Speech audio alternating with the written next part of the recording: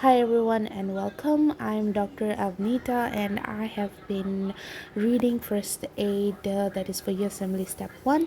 I am a first year family medicine resident, and if you're here, I'm happy you're here. And we were talking about the endocrine section. We've done anatomy, embryology, anatomy, and physiology part. Now we are on physiology part. I'm using the 2024 version of first aid, so the page numbers might be a little different. And so let's talk about growth hormone in this one. Okay, growth hormone, also called somatotropin, secreted by anterior pituitary gland, and it stimulates linear growth and muscle mass through IGF-1. Somatomedin C, which is also called IGF-1, is also called somatomedin C. This is secreted by the liver. Increases insulin resistance. It is diabetogenic, released in pulses in response to growth hormone releasing hormone. The secretion of growth hormone increases during sleep, hypoglycemia, stress, puberty, exercise. Secretion decreases with age, hyperglycemia, obesity. And somatomedin will also have a negative feedback. Somatomedin itself is a regulatory molecule, the IGF-1. It is a regulatory molecule secreted by the liver in response to growth hormone acting on the target tissue. That means that when growth hormone is released, it goes to the liver. IGF-1 is released. This IGF-1, or somatomedin C, is a regulatory hormone. Too much of it will send a negative feedback, too little of it will send a positive feedback. And somatostatin, we talked about this in the prior page. We talked about somatostatin, which says that somatostatin, it decreases growth hormone, and TSH, it is also called growth hormone inhibiting hormone.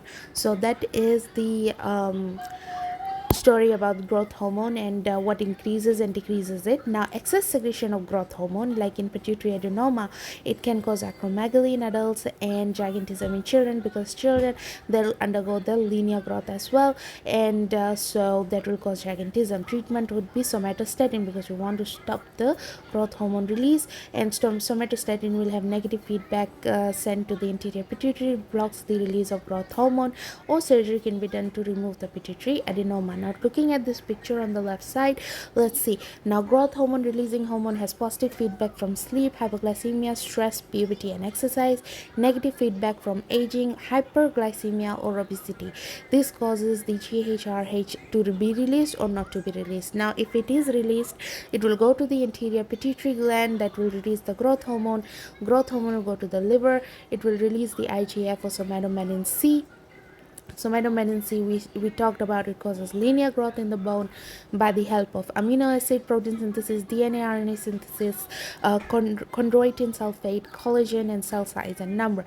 And in the muscle mass, it will cause increased amino acid uptake and protein synthesis. So these will help in the growth of these two: linear growth in the bones and muscle mass increases. And also, it decreases glucose uptake. It is diabetogenic, so it causes insulin resistance. That means decrease in glucose uptake and increase in lipolysis. Now, that is growth hormone, and so it is called somatotropin, released by anterior pituitary. In pulsatile fashion, the growth hormone releasing hormone will be released, and in pulsatile fashion, the growth hormone itself is released in pulses in response to the growth hormone releasing hormone. Increased by sleep, hypoglycemia, stress, puberty, exercise. Decreased with aging, obesity, hyperglycemia. Regulatory hormone is the growth hormone, IGF-1, which is somatomedin C, and that is the regulatory hormone. And excess secretion in case of pituitary adenoma, gigantism in children, acromegaly in adults. Treatment is somatostatin or analogs, or such as octreotide or surgery. So that is growth hormone. Thanks for listening. Bye.